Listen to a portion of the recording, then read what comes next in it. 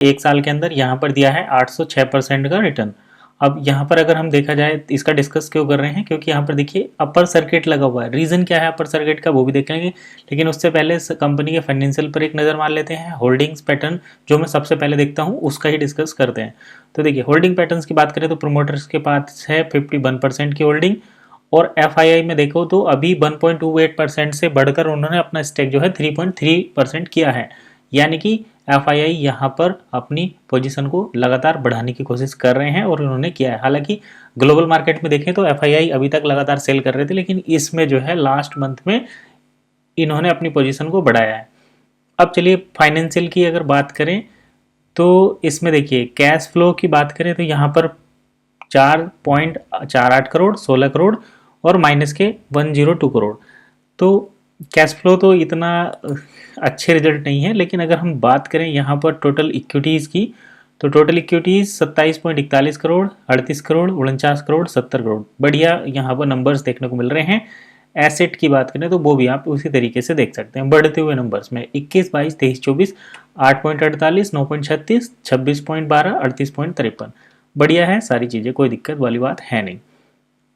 Income की बात करें तो ये भी हमें बढ़िया देखने को मिलता है। नेट इनकम की बात करें यहाँ पर 21, 22, 23, 24 में तो 6.45, 9.91, 21.86, 31.37।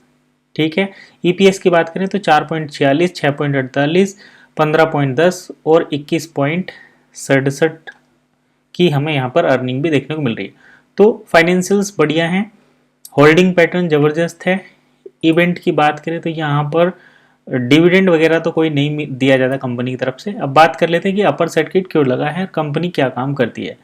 तो E2E नेटवर्क्स लिमिटेड कंपनी का नाम है और ये सॉफ्टवेयर सर्विस जो है देती है।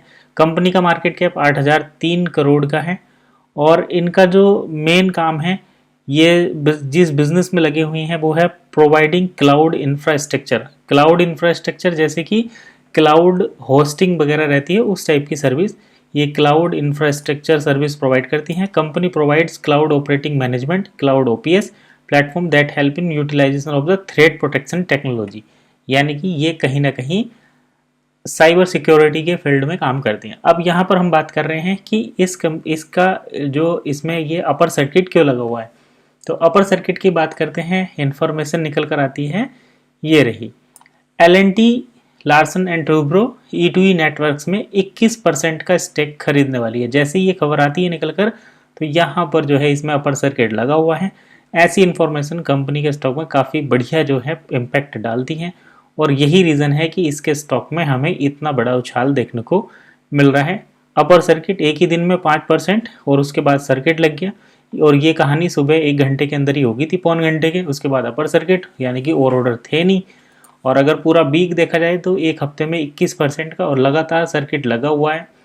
मंथ की भी बात करें तो बड़ा ज़बरदस्त इसका पैटर्न बना हुआ है। एक साल में पूरा 806%, 821% का रिटर्न है। कितना बढ़िया चार्ट है, फंडामेंटल्स हैं। मैक्सिमम इसका रिटर्न देखें तो अभी तक 3367% का रिटर्न यहाँ से मिल चुका है। तो लार्सन एंड ट्यूब्रो जैसा नाम जब इसमें जुड़ जाता है तो इसमें अपर सर्किट लगना एक आम बात है।